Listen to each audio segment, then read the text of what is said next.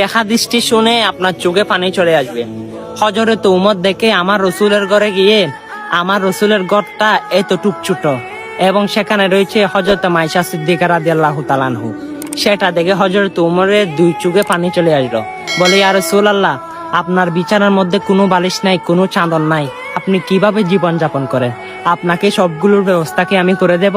তখন আমার রসুল বলেন, হে উমর, আমার এগুলোর দরকার নাই, আমার দুনিয়ার শান্তির দরকার নাই, আমার শান্তি হচ্ছে আখিরাতের। এবং আমার রসুল বলে, আমার যারা গরিব উম্মত হবে তারা কষ্ট পাবে আমি ধনী হিসাবে পড়লে। আমি যদি আল্লাহর কাছে ফরিয়াদ করি, উহুদের পাহাড় স্বর্ণের পাহাড় হয়ে যাবে, আমার ঘরে চলে আসবে। কিন্তু আমি সেটা চাই না, আমি চাই আমার গরিব উম্মতদেরকে খুশি রাখার জন্য।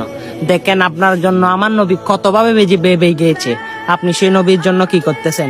সেই নবীর লেবাস কোথায়, সুন্নত কোথায়? সেই নবী যে 5 ওয়াক্ত নামাজ দিয়েছে, সেই নামাজ কোথায়? হ্যাঁ, এগুলো পড়ার চেষ্টা করবেন।